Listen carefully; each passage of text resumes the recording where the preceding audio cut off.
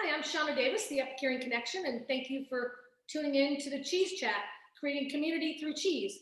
And we are honored today to have Alyssa joining us from Cheese Market News. Hi, Alyssa, welcome. Hi, thanks so much for having us on the Cheese Chat today.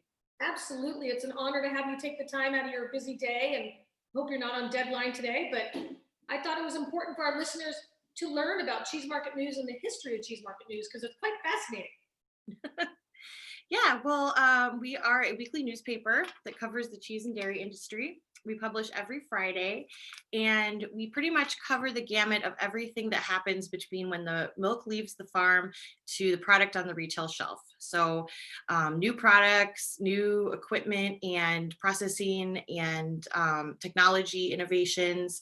Um, we cover retail once a month. We focus a spotlight on a company and what they're doing to help get their cheese out at the retail level. We also do several specialty segments focusing on packaging, ingredients, just to tap into those different segments of the industry.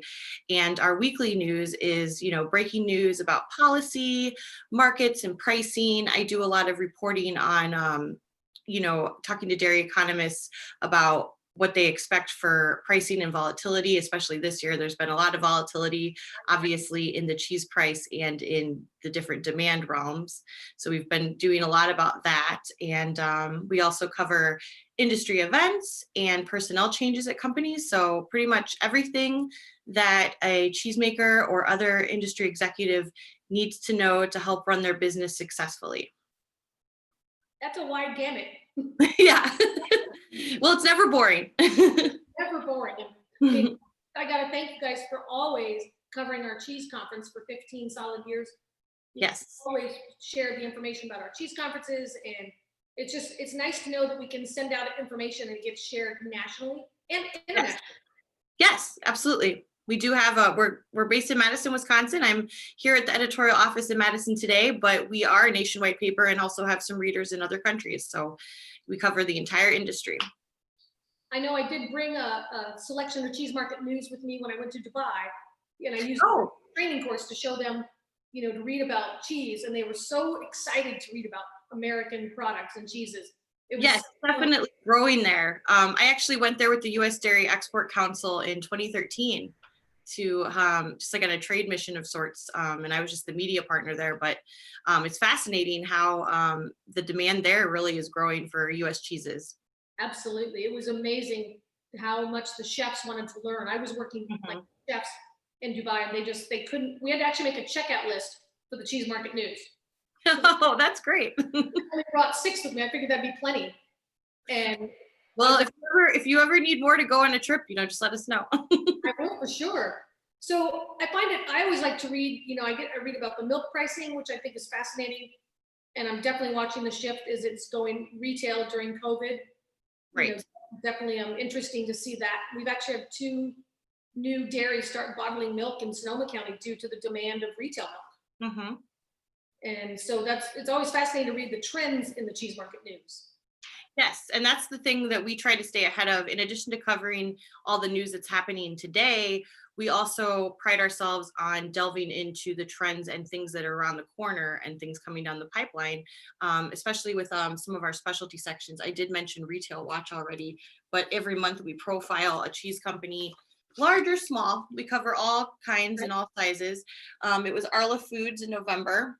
Nice. So then inside the section, we have just a lot of news about different promotions going on at retail and just helping to spark that creativity and what people are doing to get more cheese to consumers.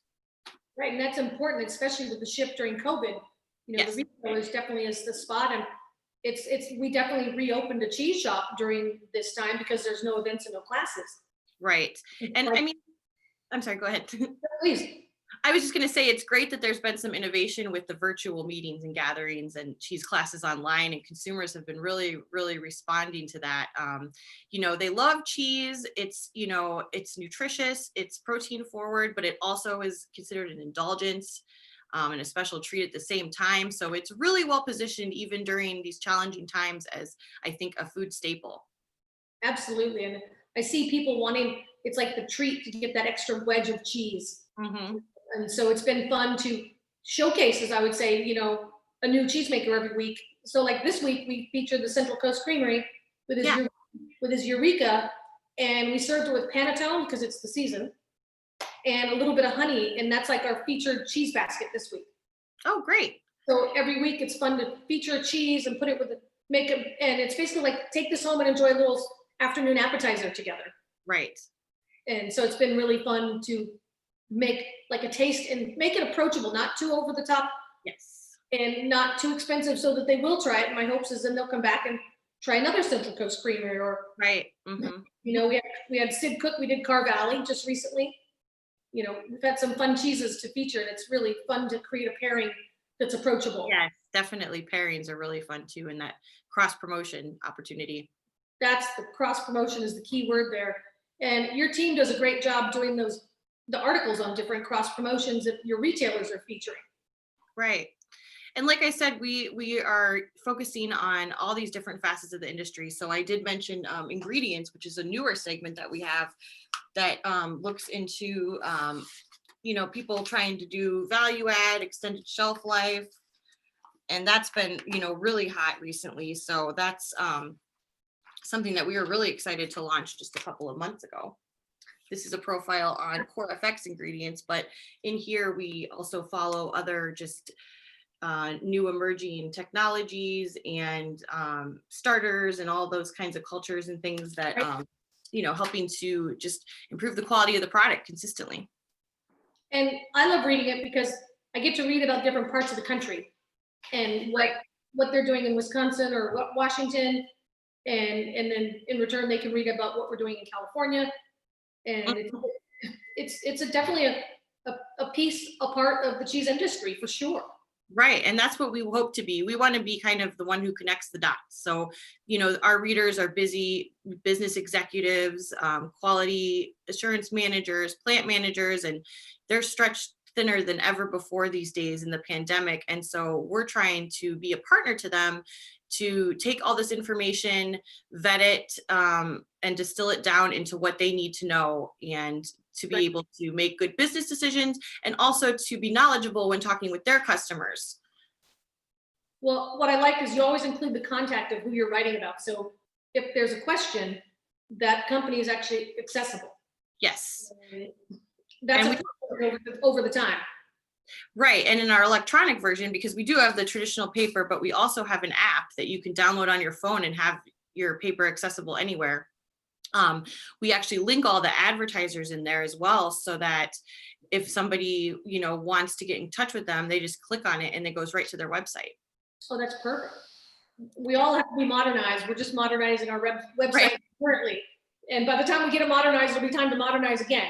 Right, of course, just constantly keeping up with the times, but it's never boring, like I said. Do you have some trends that you see coming forward that you might share that you think are valuable to our listeners? Well, like I said, ingredients is a big thing right now, and then we've also delved into packaging with our packaging progress section, and so that's been huge during the pandemic, especially because people want to make sure their food is safe and the packaging is safe, and dairy is very ahead of the curve in that regard. At the same time, the snacking occasion just continues to grow and grow and grow. So there's been all these new innovations with like different snack packs and pairings with cheese items, and grab and go snack packs on the shelves. So there's just a ton of news there too. So those are a couple of the things we've really been focusing on lately. But we also focus on kind of the people in the industry too. So we have two different segments that sort of delve into different parts of that. And one of them is legacy and leadership. We featured George Crave actually in November, which I know was on your cheese chat recently. And that just sort of, it's people who have been with the industry for a long time, who can share what some of the lessons they've learned, and some of their favorite products or innovations that they've experienced. And so on the flip side of that, then we have Mind of a Millennial, and the new one's coming out this Friday, which delves into this generation that is sort of the connector between different generations right now, and are entering increasing leadership roles. And so it's like, what do they see from their perspective of what's important in the industry and how they communicate. And so important to be embracing the next generation. You know, right. for instance, we had Joey Widmer on, not Joe Widmer, because I really wanted to feature Joey coming in as the up and coming cheesemaker at Widmer Cellars. And same as having Joe Marita from Valley Ford. He's with his mother, but I think it's really important to elevate the next generation and feature them and focus on them because they are our future. Yes, absolutely. And the succession plan for many, many creameries. Right. Is having them come into the business. Right. Yeah. There's a lot of family owned businesses, and it's just a great, you know, all these great stories across the board of these traditions that date back, you know, generations. Yes, it's pretty impressive what, if you've watched some of the cheese shots, I always like to ask the cheesemaker, what do they contribute or participate in their community? And it's just so random. One gentleman will say, oh, we donated 5,000 pounds of cheese this month, you know, to our congregation. I'm like, that's amazing. And another guy says, I've taken up badminton because I can't sit still during COVID. I'm like, that's why not? And the same question to you. How do you participate in your community? You know, is it through volunteering or is it through community press? Lately with COVID, I haven't been doing as much in person as I've been donating mostly, and trying to just help spread the word about different campaigns and different people in need. That's great. That's what I've been focusing on mostly during this pandemic period. But yes, I definitely have volunteered at like farmers markets in the past and things of that nature to just be someone there to help talk about product and Great. share those stories. So there's Yeah, a lot of great local things here too. So well, you live in a great city and one of the best farmers markets in the country. yeah, Amazing. yeah. I know, and you're not the only one. Many of us are not physically volunteering right now because of COVID. Right. And so it is very common. And you know, any contribution goes a long ways with a food bank. And you know, we work with a church, even though we don't go to their church, but we see that 125% is going to the donations. The church donates 25% more of whatever's donated. And so we figured that's a great place to donate because we're seeing it going right further. Absolutely. And I mean, it's really impressive to see the dairy industry stepping up and doing all of these donations throughout this challenging time. And we actually, our lead story last week for our Thanksgiving edition, which is on our website right now, delves into what a lot of the companies have been doing this past year with COVID to help support hunger programs and other things. It's pretty amazing how people have stepped up. Beehive cheese has just been really progressive, and Point Raised Blue has been really progressive. Mm-hmm. So it's great to see across the country these cheesemakers really stepping up to support their backyard community with cheese, and they're in the position to make a difference at the food banks. Yeah, it's pretty amazing. I know we opened up a box for the food banks a few months ago, and there was Wisconsin cheese in it. The Wisconsin cheese had sent a pallet of cheese. Yes. So amazing. It arrived during our wildfires. Nice. So, and I was so happy. I took a picture and sent it to the cheesemakers. And, you know, I figured they asked if I would help volunteer because they got all this cheese and they didn't know what to do with it, which made sense. Well, you know what to do with it. So absolutely. Give it away, like share it. But it was nice to see. And you're right. These cheesemakers have really stepped up across the board. And not forgetting our dairy farmers who with the fluid milk too. Right. Absolutely. Yes. I'm, you know, the whole industry has been a big part of this. So I'm looking forward to, so we subscribe online, and I still like the old school newspaper because that's how I learned to read the milk market. Yeah, that's great to hear. Vella Cheese taught me how to read the milk market by reading the cheese market news every week with them. Well, that's one of the things that we're there for sure. So we're actually celebrating our 40th anniversary in 2021. So that's very exciting. 4 decades of, you know, being the leading partner of the cheese and dairy industry in the news. So we're very excited about that. And, you know, as the industry has evolved, so have we, and we will continue to do that. Well, I'm looking forward to some of the virtual technology steps forward and how Cheese Market News will be offering that. Your website is really progressive as far as us getting information during COVID. So I really want to extend my appreciation for you and your staff going the extra mile during these times to make sure we're educated. Well, thank you. if there's anything else you'd like to share about Cheese Market News, 40 years is an impressive time for a print.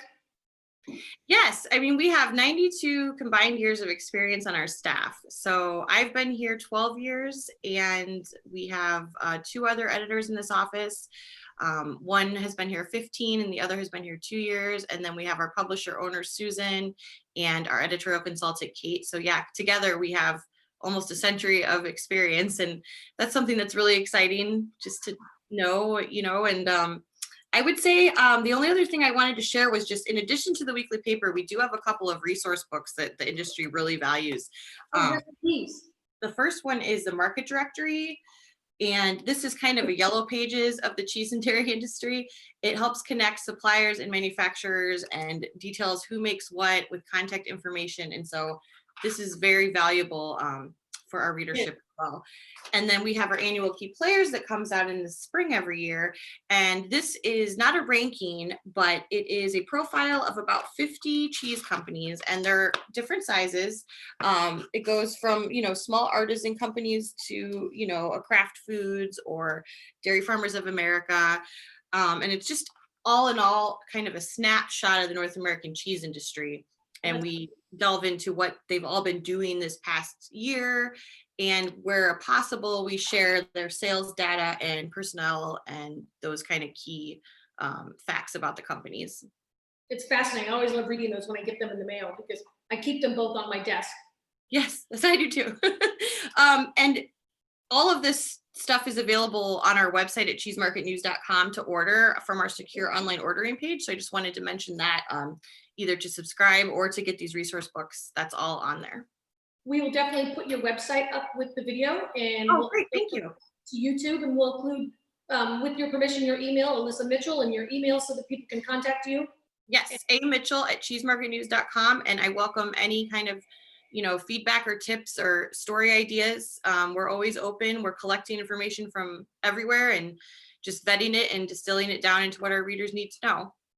That's great. Well, I really appreciate you taking the time out of your day to share with our listeners the value of the Cheese Market News and the focus and the long-term celebration of your anniversary. So yeah. I just want to thank you for being there and tell your team hello from me.